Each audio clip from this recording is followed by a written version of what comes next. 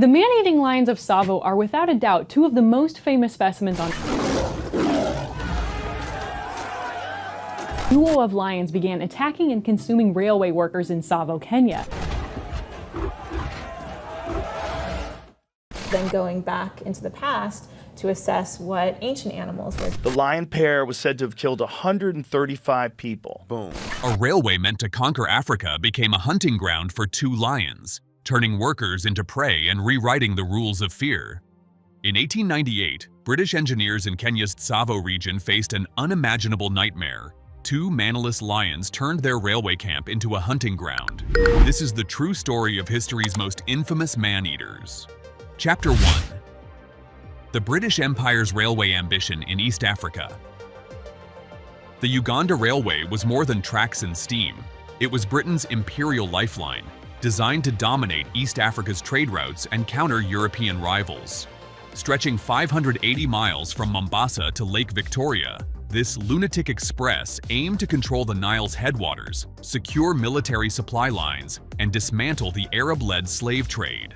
Over 32,000 Indian indentured laborers, recruited under false promises, toiled in lethal conditions, scorching heat, malaria-ridden swamps, and lion-filled savannas. Engineers dismissed casualties as collateral of progress, yet 2,498 workers died from disease, accidents, and animal attacks.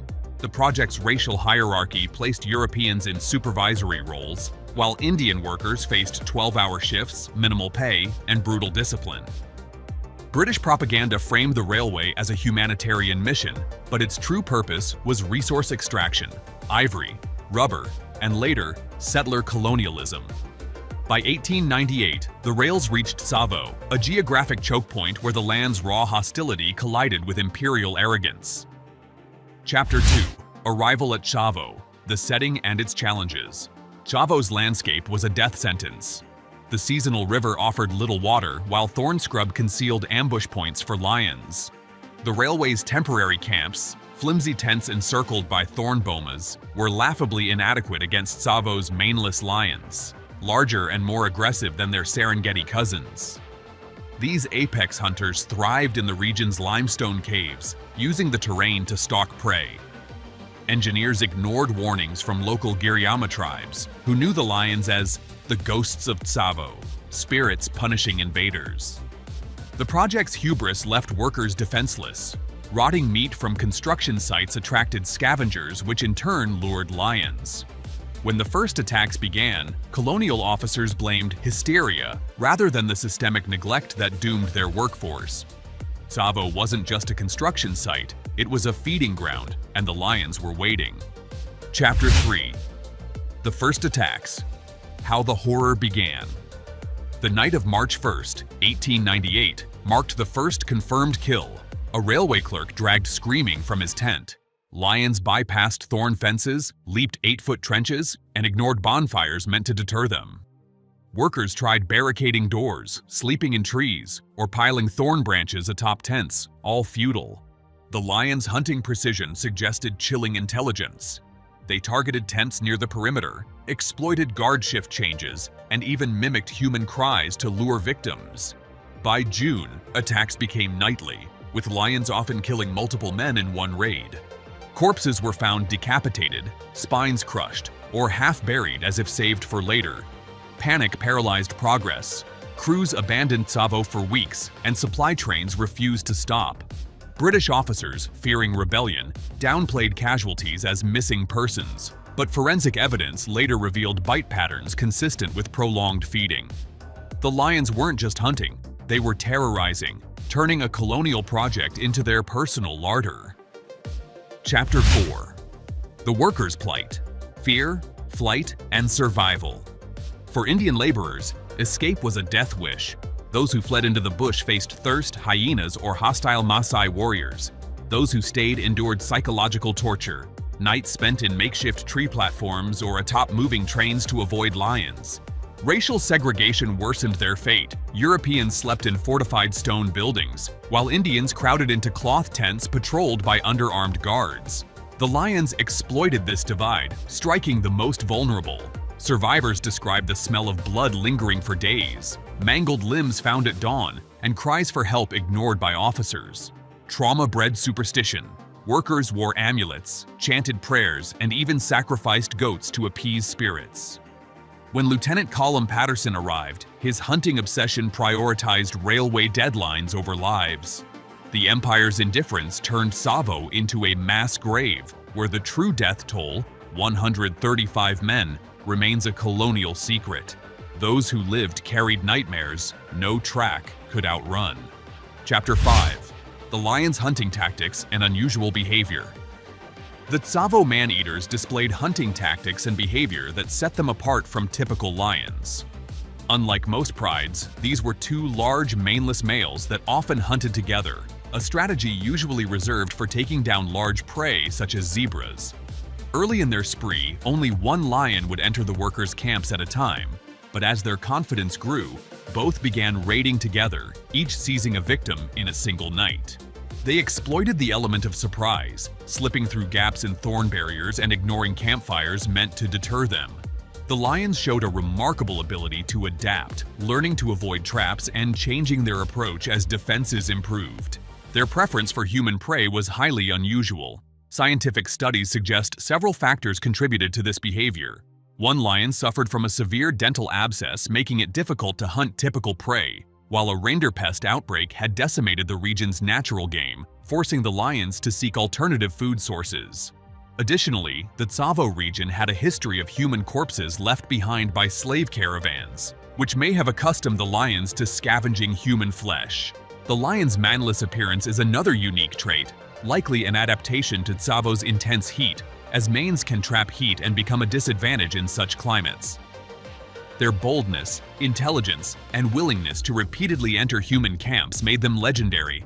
The combination of environmental hardship, injury, and opportunity transformed these lions into relentless predators, capable of terrifying an entire workforce and halting one of the British Empire's most ambitious projects.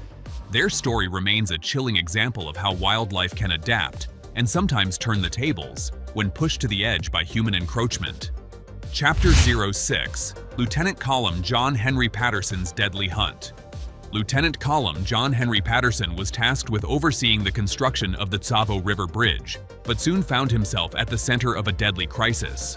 As the lions' attacks escalated, hundreds of workers fled, and construction ground to a halt.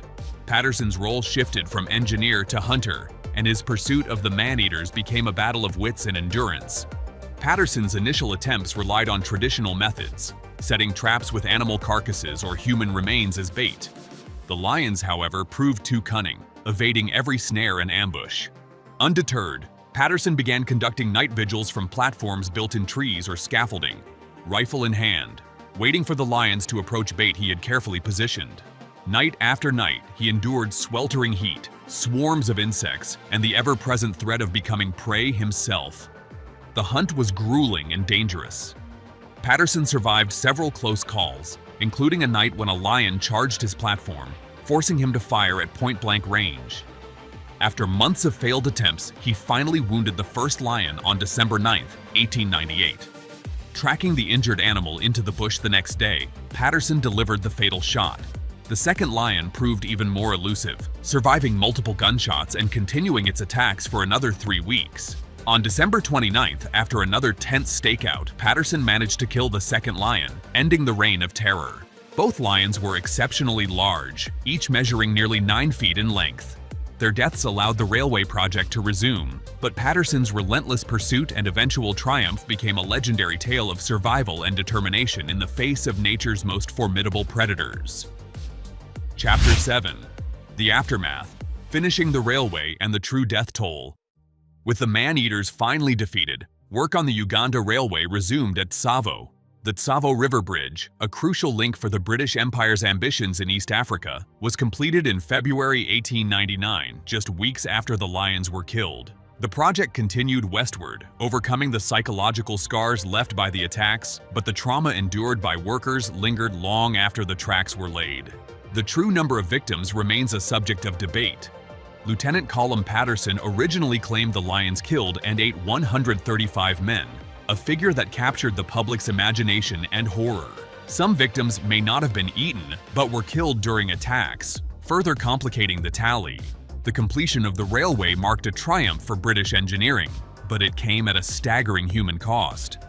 The events at Tsavo exposed the vulnerabilities of imperial ambitions when confronted by the unpredictable forces of nature. For the surviving workers, the memory of the lion's attacks remained a source of fear and legend, passed down through generations. The story of the Tsavo Man-Eaters became a cautionary tale about the dangers of underestimating Africa's wild places and the creatures that call them home. The bridge still stands today, a silent witness to a chapter where human progress and natural predation collided with deadly consequences. The Tsavo Man-Eaters became more than legend. They exposed nature's raw power to humble empires. Their story lingers where steel meets savannah, a reminder that even kings of progress can fall to kings of the wild. Like this tale? Share the hunt and stay vigilant. History's shadows still roar. Thanks for watching.